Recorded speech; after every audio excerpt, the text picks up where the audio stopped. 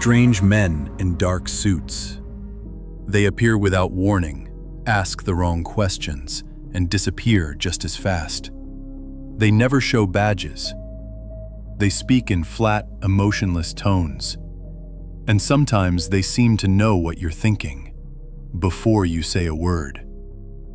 For decades, stories like this have haunted UFO witnesses around the world. No one invites them. No one calls them. But somehow, they always arrive. Are they here to cover up alien contact?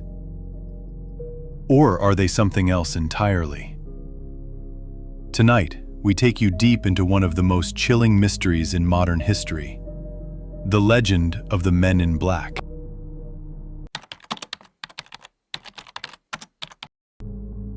They don't wear name tags. They don't show ID. And yet, when they show up, people go silent. For decades, strange men in black suits have been appearing after UFO sightings, often unannounced and always unwelcome. Witnesses report the same pattern. They're pale, emotionless, and eerily calm. They know things they shouldn't. They ask questions that sound like warnings. And when they leave, so do the reports. But here's the twist. The Men in Black aren't just science fiction. They weren't invented by Hollywood. The first reports go back long before Will Smith ever suited up. And those early stories are way more disturbing than any comedy. Who are these men? Are they secret government agents trying to keep alien encounters under wraps? Or something stranger, not quite human, but pretending to be? This isn't just a theory, it's a pattern. And it starts with one of the strangest UFO incidents ever recorded.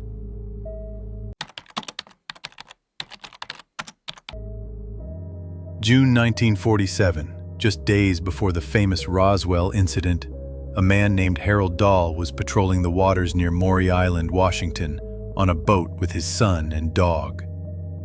Suddenly, 6 donut-shaped flying objects appeared in the sky. One of them began to malfunction, spewing molten metal and debris into the water, killing Dahl's dog and injuring his son. That night, something even stranger happened. A man in a black suit showed up at Dahl's doorstep. He invited him to breakfast. No badge, no agency, but he knew everything: the time, the place, the details of the sighting. Then came the warning. You saw nothing. You tell no one, or something bad will happen. Dahl was shaken. He later recanted his story under pressure, then changed it again. Investigators called it a hoax, but insiders whispered it was something darker, a cover-up gone wrong. Maury Island became the first known case of a UFO witness being visited by a mysterious man in black, and it wouldn't be the last.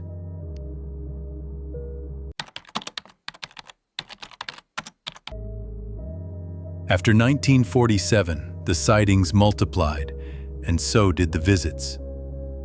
Across the US, Canada, and even parts of Europe, people who reported seeing UFOs, flashing lights, or strange craft in the sky often received a knock at the door just days later.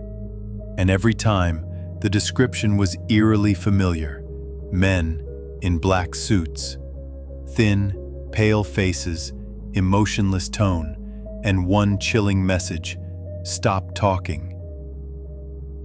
In 1967, in New Jersey, a man named Jack Robinson and his wife began seeing a strange figure standing across the street every morning, staring at their apartment. He never moved, never blinked. After a week of this, their home had clearly been disturbed.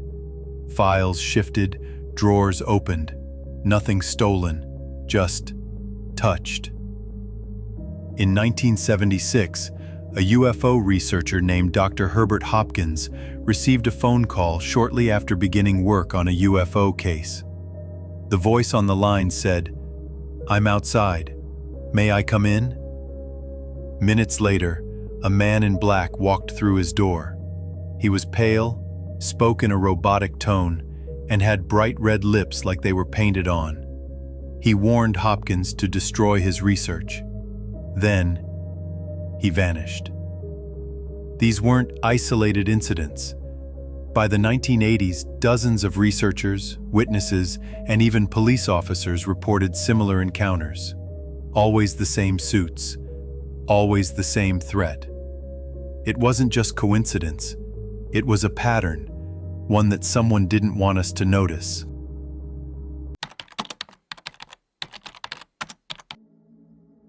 The more witnesses described the men in black, the less human they seemed. They moved strangely, too stiff, too smooth, like they were imitating how people walk. They spoke oddly, perfect grammar, but no emotion. Some repeated phrases like they had memorized them. They didn't understand basic things. One reportedly stared at a pen for several minutes, then asked what it was used for. Many witnesses claimed these figures didn't blink, had no eyebrows, and skin that looked synthetic, almost like wax or rubber. In one case, a hotel employee said the man he spoke to seemed to struggle with simple social interaction, like an actor playing a role but missing the details. More chilling were reports where witnesses described their visitors as telepathic, speaking without moving their lips, or even fading out of view mid-conversation. Were these just government agents with strange manners, or were they something else entirely? If they were meant to intimidate, it worked. But many believe their robotic behavior wasn't a tactic, it was a clue.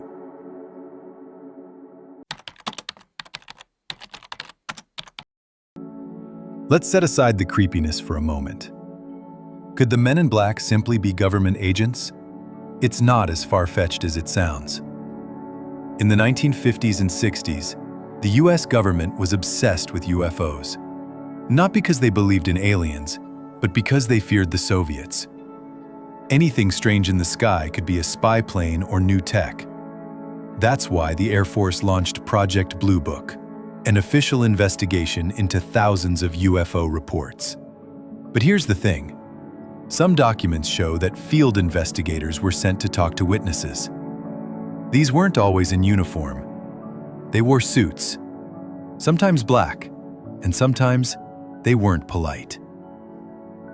Declassified CIA files also reveal that UFO groups were monitored, infiltrated, and in some cases, silenced. Researchers were warned to drop cases, and informants were embedded into UFO communities to spread confusion. One infamous memo from the 1960s outlined strategies to discredit civilian UFO sightings, especially if they drew media attention. In other words, shut it down before it spreads. So yes, real government agents did visit UFO witnesses. Yes, they did try to keep things quiet. And yes, they may have worn black. But here's the problem. The behavior described by most witnesses goes far beyond what trained agents would do. Why would the CIA send someone who doesn't know what a pen is? Why would a government employee speak in monotone riddles? And why would they warn witnesses using cryptic language instead of legal threats? That's where things get blurry. Some believe the government mimicked the Men in Black myth to cover its own operations, letting the weirder stories make everything sound like nonsense. Others think the truth is worse. The government doesn't control these men. They just clean up the mess afterward. In either case, we're left with one undeniable fact. Someone doesn't want us looking too closely at what's in the sky.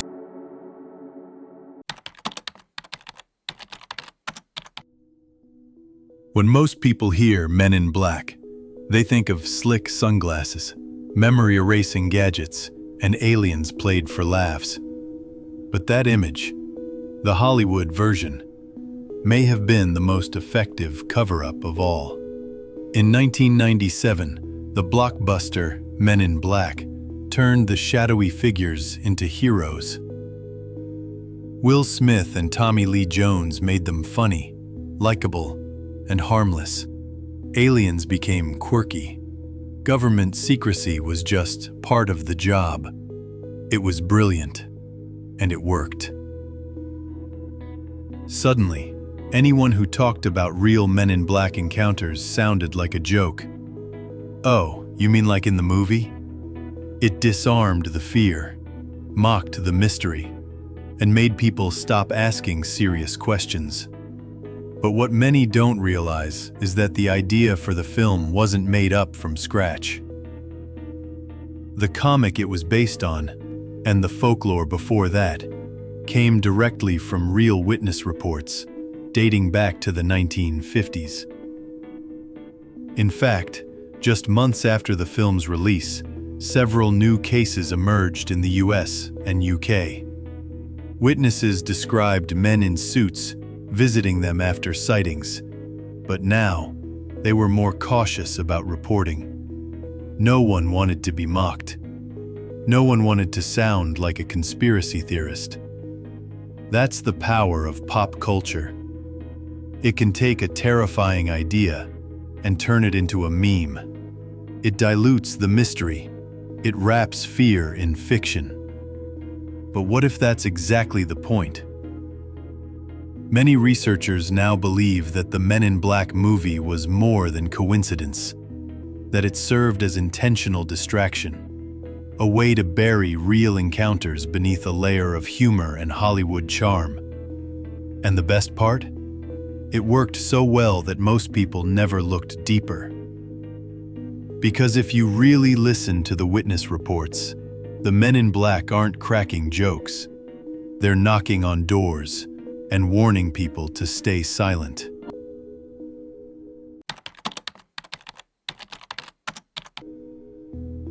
So after all the stories, testimonies, and theories, who or what are the Men in Black? The truth is, no one knows for sure. There are 3 main theories, and each one is more unsettling than the last. 1, government agents. The simplest explanation: they're real operatives. Perhaps from the CIA, NSA, or a classified branch of the military. Their mission? Silence witnesses, clean up UFO incidents, and maintain control of the narrative.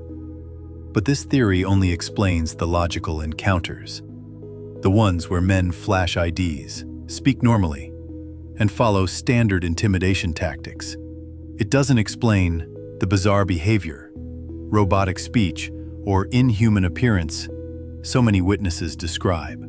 So that leads to 2, aliens in disguise. Yes, it sounds like science fiction, but some researchers believe the Men in Black are not silencing alien encounters, they are the aliens. Disguised, infiltrating, controlling the flow of information from the inside. This could explain their awkward social behavior, lack of understanding of everyday objects, and even reports of them glitching, fading, teleporting, or speaking telepathically. They don't want humanity ready for contact. They want to keep us confused, fearful, and skeptical. And finally, the strangest theory of all: 3, interdimensional entities. Some say the Men in Black are not from Earth, and not even from this dimension. They could be thought forms, projections, or something we don't even have words for. Beings that appear when reality is bending, like after a UFO sighting or time anomaly. This would explain their impossible timing, their unnatural presence, and the way they vanish without a trace. No cars, no records, no fingerprints, just fear and silence left behind. So which theory is true? We may never know.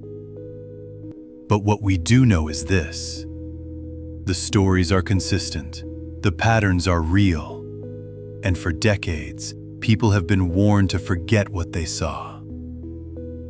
Not by the government, not by scientists, but by strangers who seem to come from the shadows themselves.